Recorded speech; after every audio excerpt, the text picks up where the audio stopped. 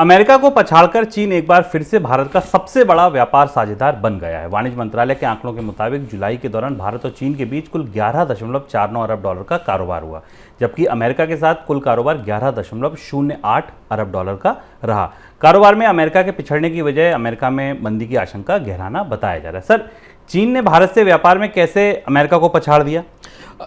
एक महत्वपूर्ण आंकड़ा इस आंकड़े में दो महत्वपूर्ण चीजें। एक तो एक महीने में अमेरिका के साथ अमेरिका चीन से आगे निकला था, लेकिन स्थायी रूप से अगर पूरे साल में देखें तो चीन भारत के व्यापार का प्रमुख भागीदार है।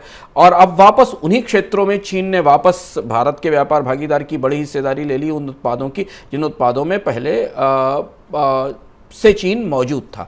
पर एक महत्वपूर्ण फर्क जो हमें दिखाई देता है महीने के आधार पर, शुभम, वो ये कि जब अमेरिका के साथ भारत की व्यापार भागीदारी में का पिछला आंकड़ा आया था और हमने देखा था कि अमेरिका पहले नंबर पर पहुंचा है, तो भारत और अमेरिका का व्यापार बैलेंस थोड़ा बेहतर स्थिति में था। भारत का करीब 6.78 बिलियन डॉलर का एक्सपोर्ट था अमेरिका को और 11.8 बिलियन डॉलर का इंपोर्ट था।